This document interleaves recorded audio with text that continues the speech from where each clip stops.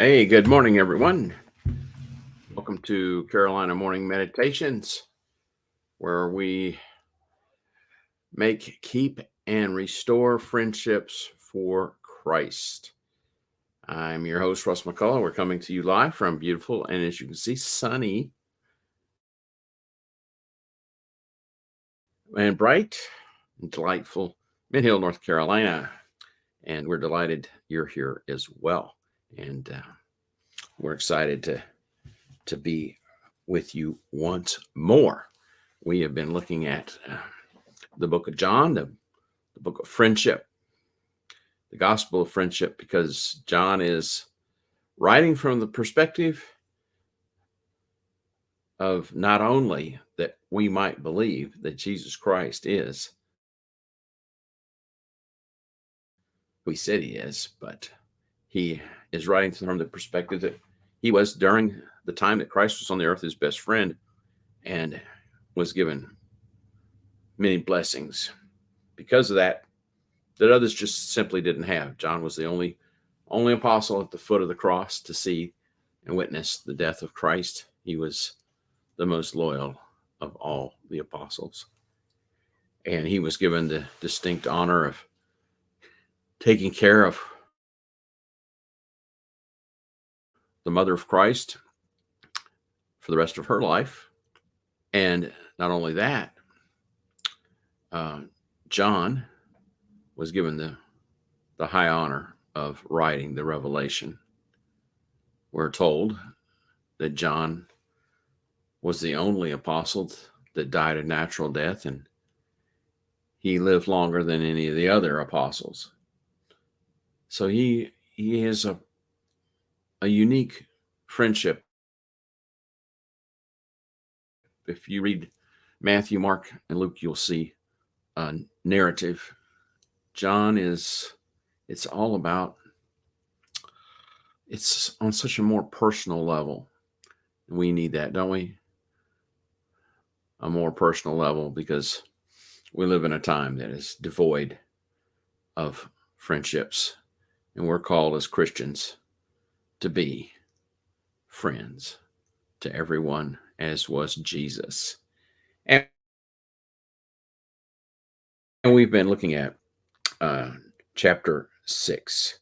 And Jesus has just fed the 5,000. It's an amazing thing that happened. But Jesus, he was friends to all these people that were there. He was moved that they had come to the wilderness and sat down to hear him speak, and they were all hungry. They didn't have any food. The journey was long and arduous to return, and so he fed them the best barley loaves and fish ever consumed on planet Earth. It was, I am sure, incredibly delicious. Just amazing. But the narrative talks about the people, their reaction. In verse 14 of John, their reaction, as you might well imagine, would be like, wow, what has happened here? Then those men, when they had seen the sign that Jesus did, said, "This truly is the prophet who is to come into the world. Yes, the Messiah is here. We are so excited. Who is this? Well, it can't be anybody other than the prophet. He's just fed us miraculously." We sat there and watched it, and we consumed the food, and there were 12 baskets of leftovers. Come on now. This is the Messiah. This is the Christ. Wow.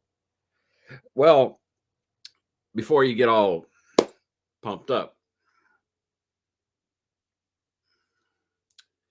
one of the sad things about friendships in the world, they're like their perspective. So many friendships are built upon a quid pro quo arrangement. You scratch my back, I'll scratch yours. You do something for me, I'll do something for you. As long as that works out, we'll be friends. But the minute you stop being useful to me, that's it. It's over. I'm moving on to somebody more useful than you are. That's how people in the world view friendships, especially if one of the friends falls on difficulties, financial or health wise, mentally, or any other kind of deficiency you might think, any kind of liability if they are found to be in disfavor of the management. People will just, well, they'll just drop these people as friends. Oh, he's broke. I can't. He's going to be asking me for money. I can't be his friend anymore. The boss doesn't like him, and I'm not going to get fired because I'm his friend. It's over. So they were looking to use Jesus. You know, someone said, I don't know who it was. We should, instead of um, using people and loving friends, uh, loving things, we should love people and use things. It's a little early for me to be quoting uh, lines, but yeah, don't ever use another person because that's not friendship. It's a terrible thing, actually, to use another person. But you and I know that people get used all the time. Jesus never used anybody, never will. He's our best friend. But these people, as we are going to see, they weren't thankful to God because of this miracle. They wanted to use him in the worst way. So let's remember that. Don't ever use another person. Don't ever treat somebody like a tool. People aren't tools, they're souls, eternal souls. Okay. Verse 15 is where the narrative goes from exaltation to disappointment, because these people want to use Jesus like a tool. Therefore, when Jesus perceived that they were about to come and take him, they were going to take him by force. Wow. To make him king, he departed again to the mountain by himself alone. You see, they wanted a king that was going to free them from the boot of Rome. And when they saw that he could feed people miraculously, maybe as many 10,000 people instantaneously at once, they thought, this is the guy. This is the guy, because you can't have an army without food. And this man has come to us, and he's just shown us that he can provide unlimited food miraculously by fiat. This has got to be the king we need. And they were so adamant about this that they were going to, instead of thank him, they're going to take him and capture him and make him be their king. Of course, Jesus knows all things. He could perceive this. So he just went off by himself again. In all likelihood, somehow evading these people. He goes to the mountain by himself. Now, when evening came, his disciples went down to the sea. So they go up to the top of the mountain. Evenings come, the people have dispersed, they've gone home, and so they go down to the sea. They got into the boat and went over the sea towards Capernaum. That's the city where Jesus has his headquarters, as it were. We can use that phrase or term. This is where he stayed when he wasn't on the road. And so they get on the boat and go across the Sea of Tiberias, so the Sea of Galilee. Capernaum's on the northwest bank. It was already dark, and Jesus had come to them.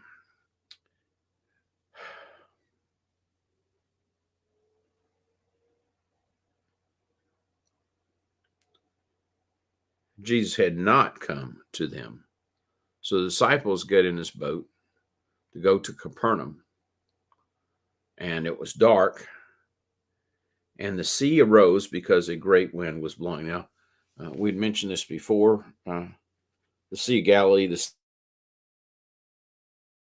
Sea of Tiberias, is a giant lake surrounded by mountains in a hole. It's below sea level.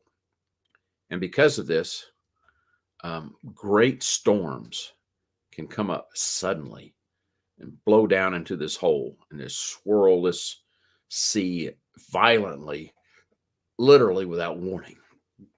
Be calm as glass one moment, and then the next, just sheer terror on the sea, especially at night. I just can't imagine being on a boat in a storm in the dark and not being able to see anything. Well, that's where they were. The sea arose and became a great wind. So when they had rowed about 3 or 4 miles, they saw Jesus walking on the sea, and drawing near the boat, they were afraid. Okay. It's bad enough to be on the sea in a storm in the dark, and all of a sudden, Jesus, the rabbi, the teacher, the one who's been doing these miracles, is walking on the sea. This is just beyond the pale. Nobody could imagine such a thing, let alone experience it. And when they saw Jesus walking on the sea, on the water, in a storm, in the dark, well, they were terrified. But he said to them, "It is I. Do not be afraid." Then they willingly received him into the boat, and immediately the boat was at the land where they were going. There is 2 miracles here. Obviously, one, Jesus is walking on water. That's not possible. And number 2, this is the one we miss sometimes. The minute Jesus climbs into the boat, immediately they're at their destination.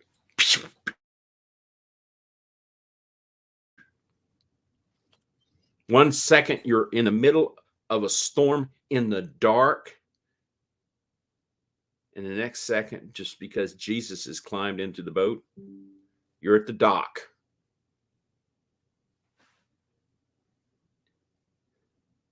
They traveled in a most unnatural and miraculous way.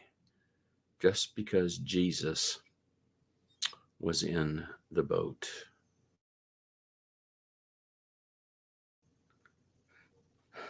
Three things that we need to close with here this morning to focus on this day as we live this day for Christ as his best friends and his agents to make, keep, and restore friendships, among others, to bring them to Christ. Well, first of all,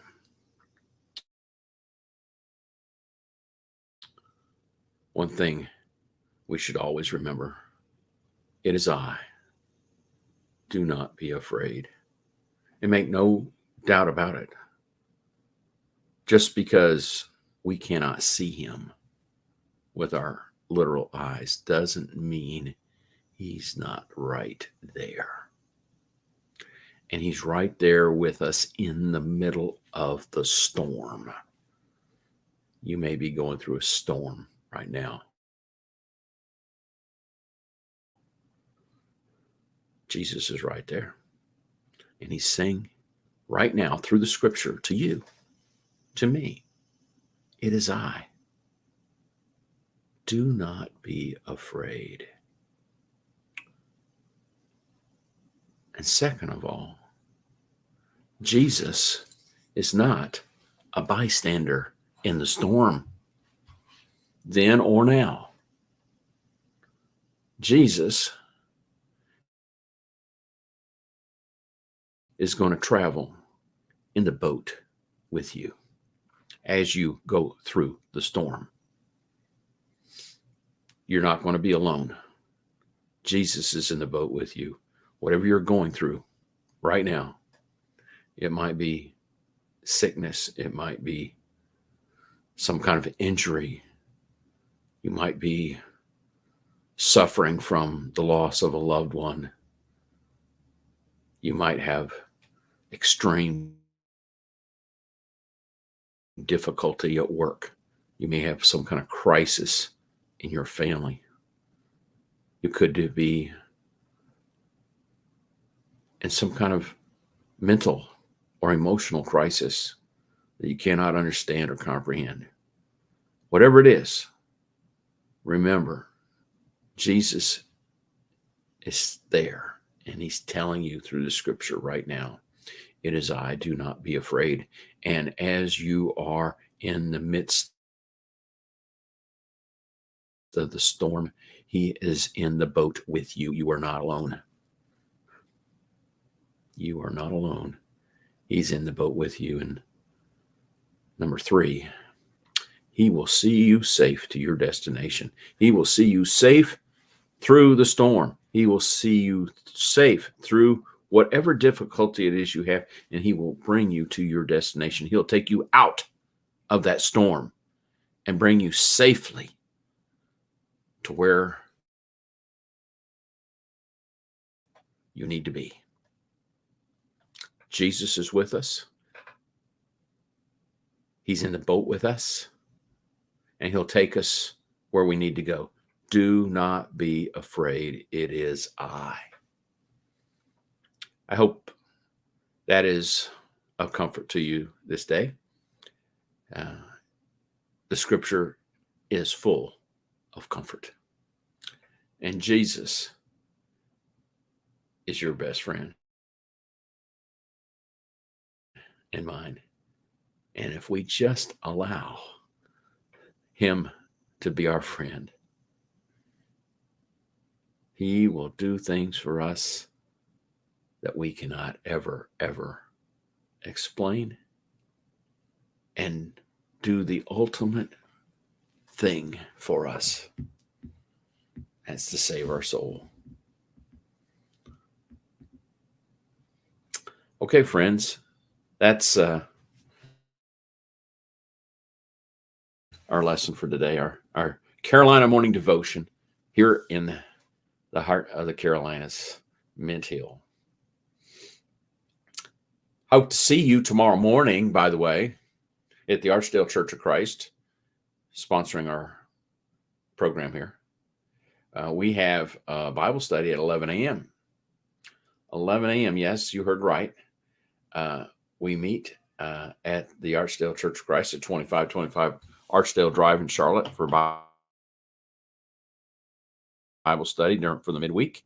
Therefore, you can avoid the traffic of the rush hour on Wednesday evening and avoid the darkness. Soon the time will soon change again, and we'll be in the dark. Of course, since June 21st, every day,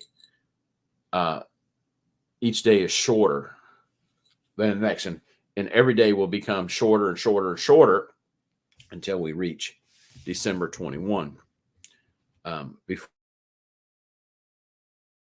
Before days begin to lengthen again.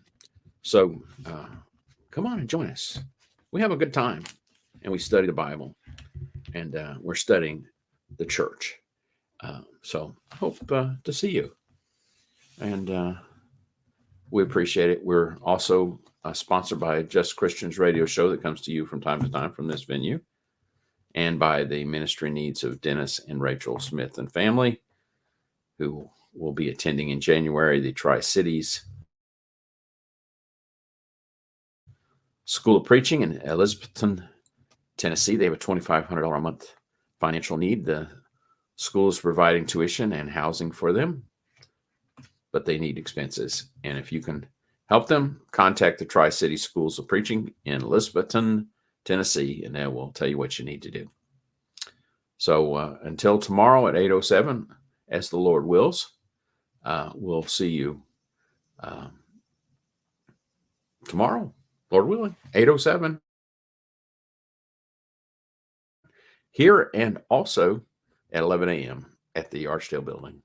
God bless you, and we're looking forward to Thursday, from Thursday the 17th until Friday the 25th.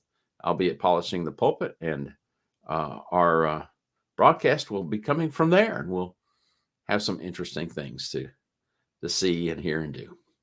God bless you today, and remember today, make a friend, keep a friend, and restore a friend for Jesus. God bless you.